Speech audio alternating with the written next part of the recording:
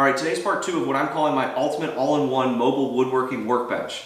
And I'll be honest with you, I don't know if this thing's ever gonna get done, but today we're getting closer. We're adding storage and some dust collection. All right, so I started off with storage first. For me, this is using Milwaukee Packout toolboxes. And I wanted a set of toolboxes built into the workbench, but I also wanted them easy to get to, easy to use, and then also easy to remove from the workbench and take with me. So I decided to build a set of drawers or shelves that each toolbox would fit on. The only problem with these toolboxes is that on the bottom they have these ridges that snap into the lid of another toolbox. And that's great. The only thing is when they sit on a shelf, they sit up. So instead of buying something already created, I decided I wanted to try to do this myself. I drew it up on a CAD program, and I'm lucky enough that I have the use of a laser engraver. So I used the laser engraver to cut out the pattern on an 1/8 of an inch hardboard. I stacked 3 of those up so that I could get the proper thickness, and then using a flush trim router bit, I cut out the outside pattern of each one of these templates. If I could do this again, I would have done it in multiple passes. You can see I'm going the full depth on the first run, and I'm kind of burning the outside of these, but it ended up working out pretty good. I went down roughly 1/2 of an inch, and I ended on an even layer of plywood. So then the only thing I had to do to remove the center was use a chisel and pop the centers right out. And after I clean them up a little bit, the toolboxes snap right into them.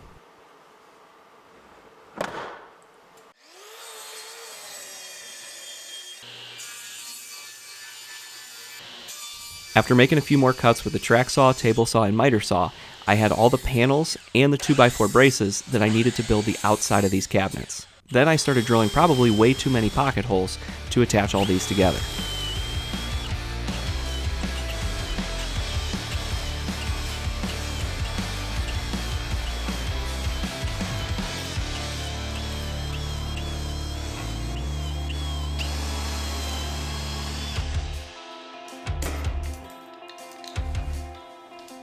I first installed the panel that's going to go under the bottom of the dust collection area.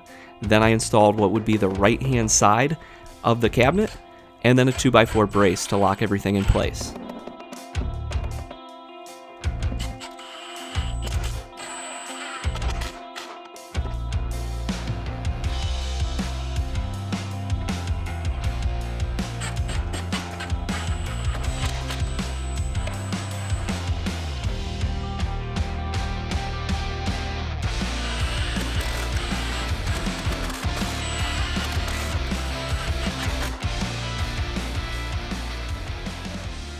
Now I'm using the back panel and a scrap piece to mark off the overall width of the cabinet. I'm using this measurement to install a 2x4 brace piece on the bottom and on the top to hold the left-hand side of the cabinet. Alright, so after measuring and marking the depth of the cabinet, I'm going to go ahead and install the back panel. And I'm only using a few of the pocket hole screws to start off with, just enough to secure it in place. Once I know everything lines up and is securely in place, then I'll go back in and put all the rest of the pocket hole screws in. After that, I install another 2x4 brace on top to help hold in the back panel. And then now is probably a really good time to go ahead and sand this, because this is going to be an area hard to get to later. So each drawer is going to need a set of drawer slides, and for this I'm using a set of 16-inch full extension drawer slides that I found on Amazon, and these are rated for 100 pounds. And I'm not going to lie to you, I don't have a fancy way of installing these. I know there's a lot of cool jigs and different ways of doing it out there. For me, I just like to measure up to the center of where each drawer slide is going to be installed, and then using a square, I like to mark out a square line from front to back that I can line that drawer slide up with. With the holes of the drawer slide lined up to the line we just drew, I mark out each one of those holes, pre-drill, and then screw in each drawer slide.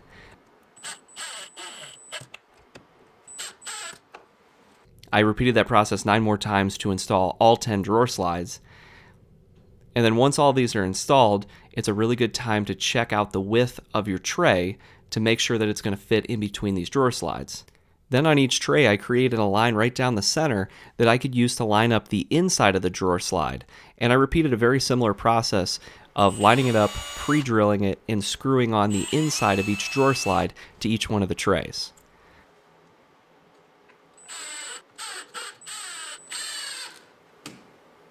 Then the only thing I had to do was install each one of the trays and test out the toolboxes.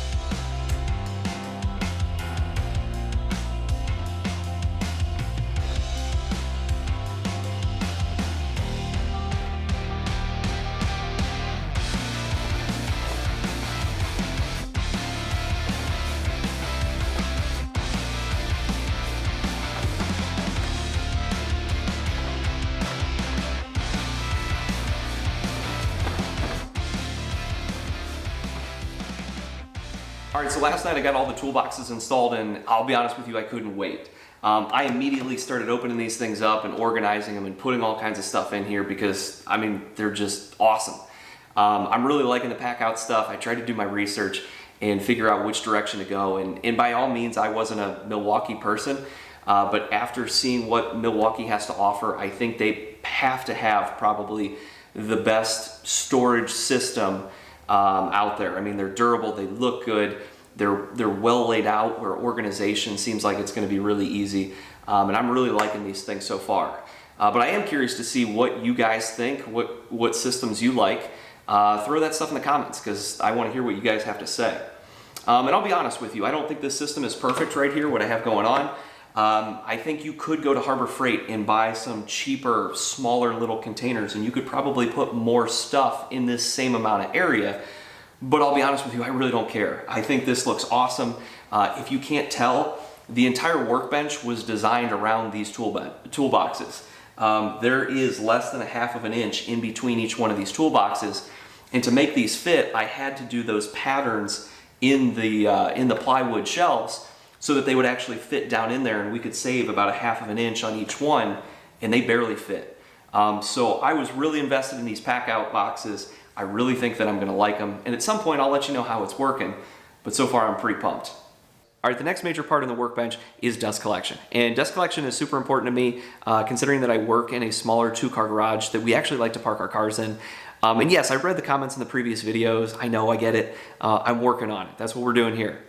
But for this workbench, I think most people, if they were building this, they would probably put a larger shop vac in here, hook it up to maybe a Cyclone, and then the combination of those two would work really well. But I wanted to do something just a little bit different. I have this 1 horsepower single stage dust collector that I bought from Harbor Freight a little while ago when I bought my planer to help me keep up with the chips from that. And this is kind of a more traditional or something that you would see kind of in a larger shop, and I want to try to incorporate this technology into the workbench. It works so well in some of those bigger shops because of the volume of air that it moves and the larger tubes that you can use, so it works, you know, very well with planers. I wanted to see if we can incorporate something like this into a smaller unit like this workbench. I have no idea if this is going to work. I have no idea if I can actually fit this thing in here, but I'm going to try.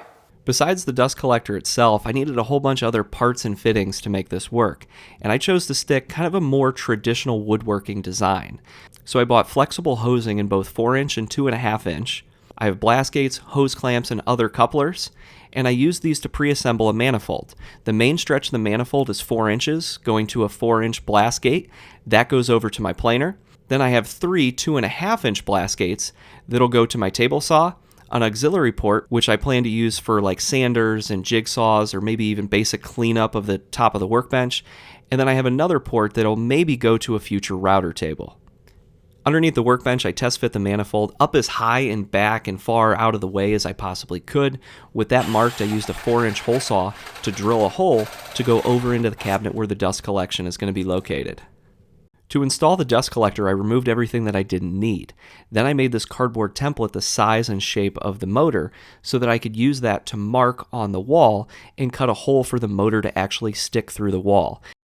Once I had everything marked, I used a jigsaw and a Forstner bit to cut out the hole.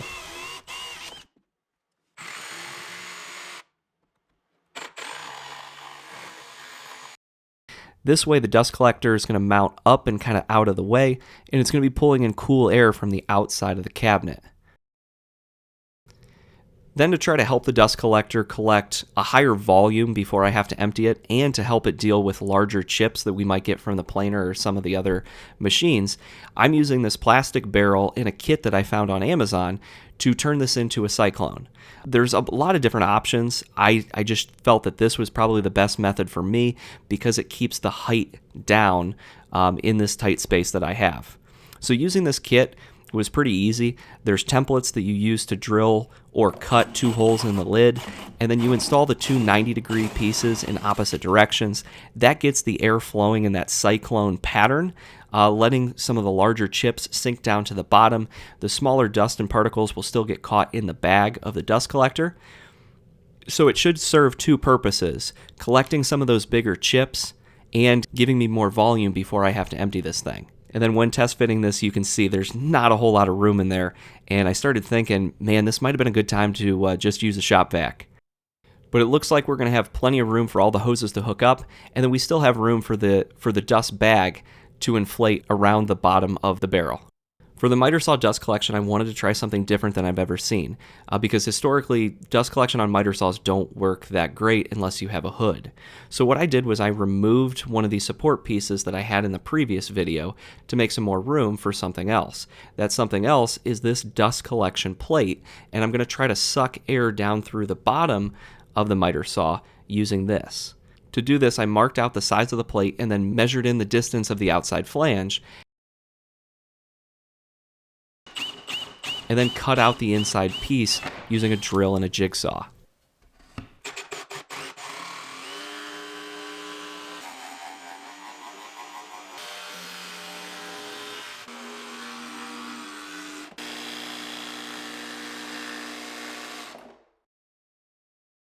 I then mounted the dust collection plate back in place and then put the plywood back on top.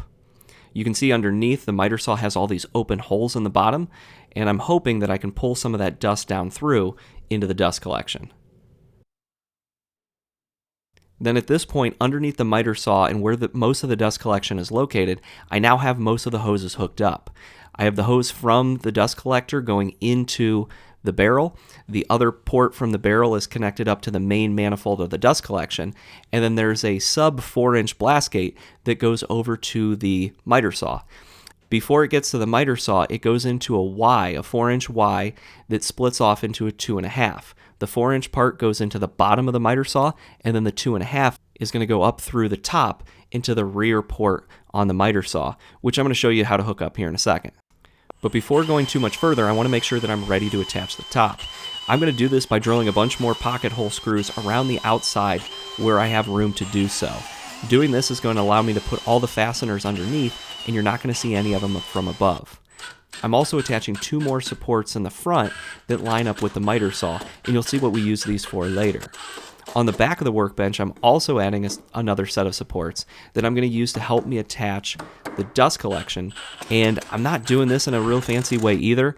The way that I found that worked the best for me was just to put in screws and then use baling wire to wrap around the manifold and hang over the hooks, kind of like you're attaching a drop ceiling. Behind the miter saw, I then installed this piece of plywood to the 2 supports on either side, as well as the piece of plywood on the bottom, just to enclose the dust collection. And then I also put pocket hole screws in the top of it so that I could attach it to the top of the workbench as well. Then after using a few shims, I installed all the pocket hole screws from the bottom to attach the top.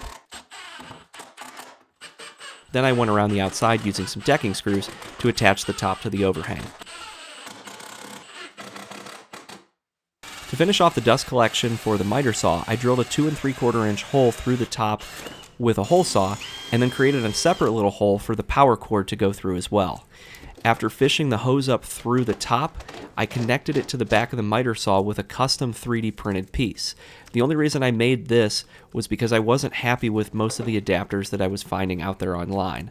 Then it was just a balancing act of trying to figure out how much hose and power cord I needed up top, and I moved it around a few different times to test fit to make sure nothing was binding up. Once I liked the way that it fit, I zip tied the power cord to the hose, and we were pretty good to go. Underneath the miter saw, I created panels like these. This one is being installed in the front, and it's fixed with probably too many pocket hole screws, but the panel on the right and the rear will both be doors that are easy to open and give me access to the dust barrel and dust bag, and then also allows me to turn on and off the dust collection that goes up to the miter saw. For the final installation of the dust collector, I used this foam tape that I had laying around from a previous project. I used it to line the hole that the dust collector motor was going through. I did this just so that it would insulate it from vibration and then also keep all the dust hopefully inside the cabinet. The dust collector is not attached in the most crazy way. I created this vertical piece on the other side and then lined either side, the vertical 2x4 and the piece that I put in there with that foam tape, yet again to help isolate vibrations, and it's just kind of clamped in there and sitting in there. I wired up the switch on the other side and installed the safety cover, and you can see how it's going to be pulling cool air from the outside of the workbench through into the inside, and then I also hooked up the dust bag, and everything fits in there pretty well. The last major component that I wanted to add to the workbench before using it was a stop block of some sort. And to do this, I'm using a piece of T-track, Craig measuring tape so that I can lay out consistent cuts, and a stop block that I bought from another YouTuber. To install it, I laid out roughly where I thought it was going to go. And to determine where I was going to put it, I used a 3/4 inch piece of plywood to make sure that the stop block was going to hit something of that size, and I marked out that distance from the front of the workbench. Once I had everything laid out, I used a straight edge as a guide. I then used my router to cut down a groove for the T-track to sit in.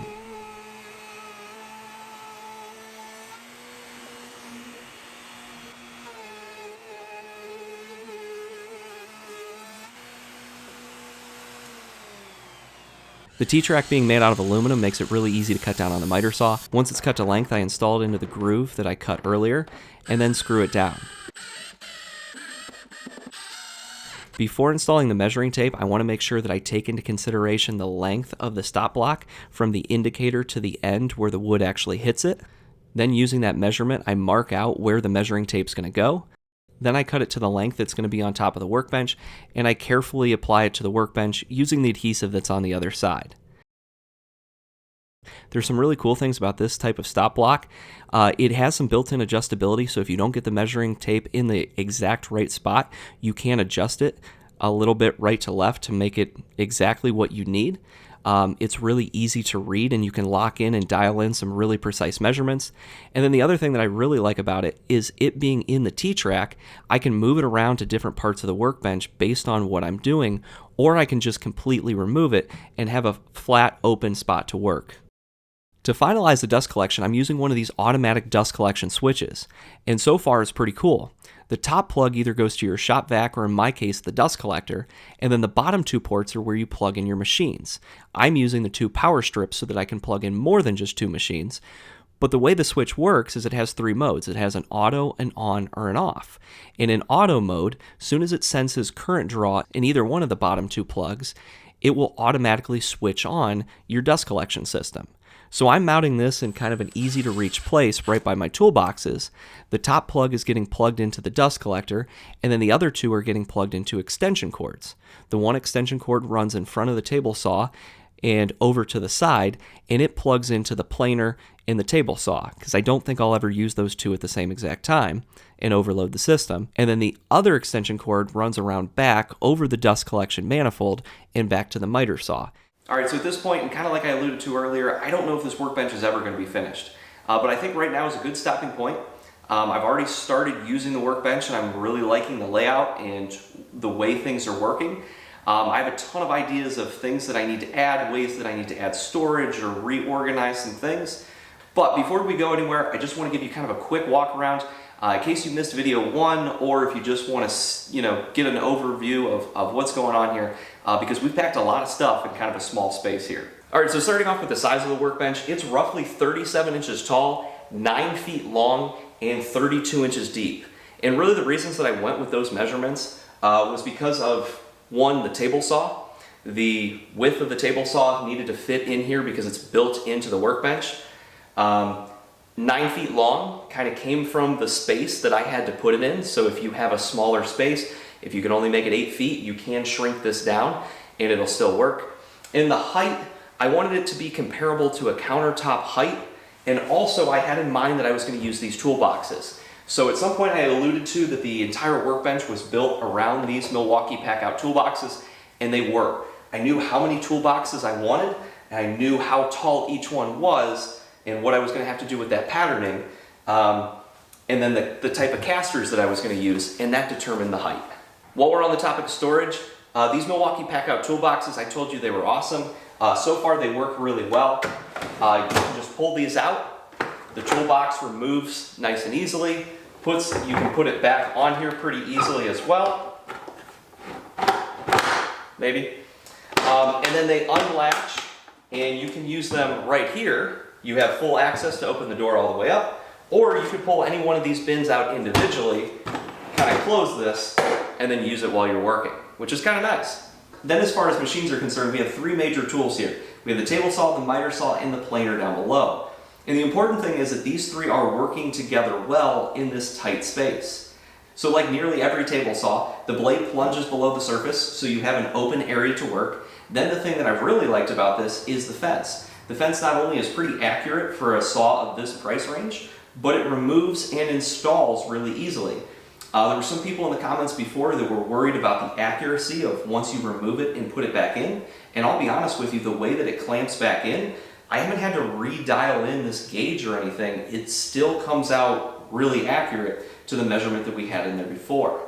Then something that's different, the way that I utilize the table saw as opposed to other people that make workbenches like this. Number one, I used a little bit larger of a contractor grade table saw. Some people use the smaller DeWalt ones, which are nice, but I elected to go with something bigger. But number two, they normally have theirs rotated 90 degrees of this. So you're cutting boards into the direction of where the miter saw is. And you either have to remove the miter saw, where mine stays pretty much fixed the entire time, I don't ever plan on moving it, or you have to offset the table saw so that it goes past behind the miter saw, and I don't have any of those issues. With this, I'm still able to use the full range of the saw. So the fence only goes over 30 inches, so I have a max of 30-inch ripping capacity anyway. And I'll be honest with you, I really don't exceed that too often, so I think I'm going to be okay there. If things got bad, I could put the larger side going off that way with another support. But I really like them facing the same direction, so I'm hoping that I never have to remove the miter saw to do anything with the table saw. I have an infinity room over there with correct supporting that I could cut stuff over there. So then onto the miter saw, it's over here in its own nice recessed area so that the table is flat with the bed of the miter saw, making it really nice and easy to line things up. You don't have to block anything, they sit right down on the table. The fence moves out of the way, so anytime we're cutting something with the miter saw, we have a ton of room here, nothing really gets in our way. Then the stop block that we installed earlier, I actually purchased this online from another YouTube channel, Shop Nation. I'll be honest with you, I'll link it down in the description below. I saw it on his channel and I really liked the idea that he had here, and in purchasing it, it's a really nice product. It's all 3D printed, he makes them himself, and they're really cool and really nice. And then another cool thing about it is it's completely removable, so it'll never get in the way of the fence, and I'll have a nice open area to work. Now down to the planer, and you guys have seen this probably on the other video, but it has in-feed and out-feed tables that can be attached or removed. They can also flip up, and this is on a slider where the planer can slide out and be used out on this side of the workbench. It can also be used while it's underneath the table saw as well. I believe I can raise this up about 3.5 inches, and it actually goes up underneath the bottom of the table saw, and I can plane stuff right in here going through this direction. A lot of people in the previous video asked why I didn't rotate it 90 degrees. Well, I think you guys found out. I had all this storage stuff planned down that direction in the dust collection. It was going to be there as well. Some people made the good point of rotating it 90 degrees and having it slide out the front and go that direction as well, which is a good idea as well. I'll be honest with you, at the time I was concerned about the 92-pound planer hanging over the short distance of the workbench and making it a little, tippy or not as stable. But realizing how heavy the rest of this workbench is now, I don't think that's a big, huge deal. So if that's something that you're into, you could rotate this 90 degrees and then have the wood going kind of parallel to the workbench. But if you did that, you would have to change part of the workbench down here so that you could mount it a little bit lower so that it wouldn't hit the table saw, because we are real close down here. So the last major thing that I incorporated in the workbench was dust collection, and you saw that I did that in a little bit different way than some other people as well. Here's the controller for the automatic dust collection, 3 settings, on, off, or auto. In the auto setting, like I said, anytime I use any one of the machines, it'll sense that current draw and then start the dust collection, which has worked really well. The only downside is with the dust collector, it takes a little bit of time to spool up.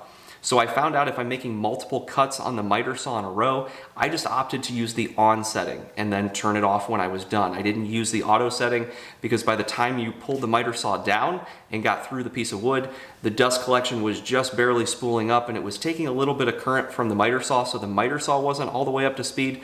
That's the only issue I've had so far. No problems with the planer, no problems with the table saw, but then like I said, with the miter saw, I just left the dust collection on the entire time. So now onto the complicated mess that's underneath the miter saw, and you can see that I now have doors on both sides here, so it's easy to access and get into here. So far the yellow barrel that I'm using for my dust collection is working pretty well. The one minor problem that I'm having with it is still a little bit difficult to remove. These tubes and hoses up top here are flexible and they're permanently attached to the lid. So the way that I get it out is I undo the lid, push the lid up, and then pull the dust barrel out. There might be an easier way to do that, but for right now, it's working pretty well. Then, like I said, the back side has a door as well, making easy access to the actual dust collector itself. This door is really nice because I can get to the removable dust filter bag that's down here that collects most of the small particles. And so far, the combination of those two is working out really well. The bigger chips are in the barrel, the smaller particles are in the bag, and it's really easy to empty that bag. And the other thing that I was kind of worried about or couldn't plan for was that bag expands nicely and kind of fills up the rest of the volume in here. So it's a really tight space, but when that bag does inflate, it inflates and kind of fills in the space around the dust barrel. Now we move over to the major dust collection manifold that I made using more kind of traditional woodworking dust collection parts. You saw earlier that there are 3 main 2.5-inch blast gates that come out of this. One of them that's still not hooked up to anything, which is probably going to end up being a router table sometime in the future once I figure out where I want to put this exactly. We have one that I'm calling the auxiliary port that has just a longer hose with maybe a shop vac attachment attached to it so that I can move it all around the workbench and just clean up dust in other places. Or I could hook up like a jigsaw or a sander or a router even, something like that. And I could even hook it up to this extension cord that goes over to the automatic dust collection switch, and it would work all in one all together, which would be kind of cool. And then the last 2.5 goes over to the table saw. I'm not 100% sure I like the route that it takes going behind the workbench. I need to find a better way to route that. And dust collection for a table saw is notoriously terrible like this one. So yes, people in the comments told me sawdust is going to be falling from the table saw and the planer, and it is. This 2.5-inch tube is definitely helping, but the dust collection for these saws is terrible. So building a box and maybe even having a dedicated 4-inch hose that goes to that with some other modifications might be in the future as well. But so far, this is doing a pretty good job. Then tucked up in there at the end of the manifold is a larger 4-inch blast gate that has a dedicated 4-inch hose that's going over to the planer to collect those chips. The 4-inch hose that goes to the planer fits really nice underneath the bottom of the table saw, and it just hangs here waiting to be used. Then when I'm ready to use the planer, all I have to do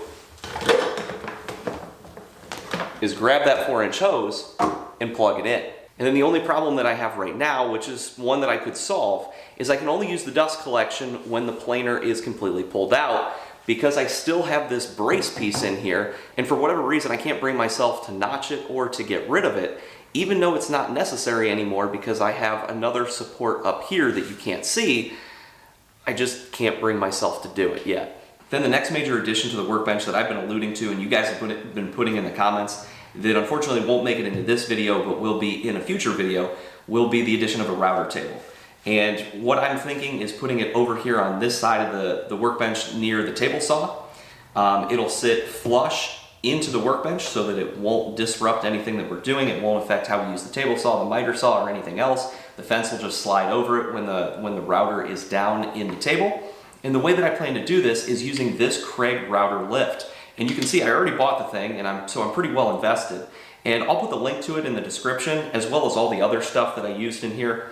But if you do go look at this link, you're going to find out that this thing is probably crazy expensive and overpriced. But I'll be honest with you, when buying it, it looks like a really quality product. I haven't used it yet, so I don't know. But the features that are on here, the easy accessibility of it, the dial gauge in the front that allows you to fine-tune things and lock things in place, seems like it's going to work really well. Plus, it looks really nice. So what this will do is this will mount right in the center of this board, only it'll be flush down to the bottom, and then my router will fit inside of there. I'm going to be able to use this fence as well for a fence for the router table. I'll probably just make an adapter out of plywood that a lot of other people on YouTube create. I'll be able to hook up dust collection directly to that fence, which will be kind of cool.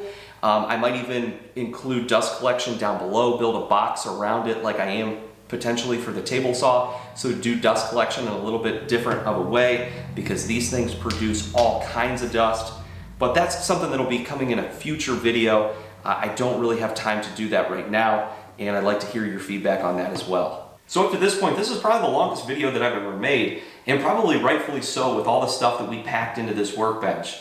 And we're not done yet. But if you made it this far, I really appreciate it, and I'd also appreciate you maybe giving the video a like. If you're curious about what I'm going to do in the future with this bench, or some of the projects that I'm going to be building using this, I'd consider subscribing. I really do appreciate the comments that you throw down in the comments section, even if you're telling me to buy a car cover, which I do need to do. But that being said, I hope you enjoyed the video, and I hope to see you in another one.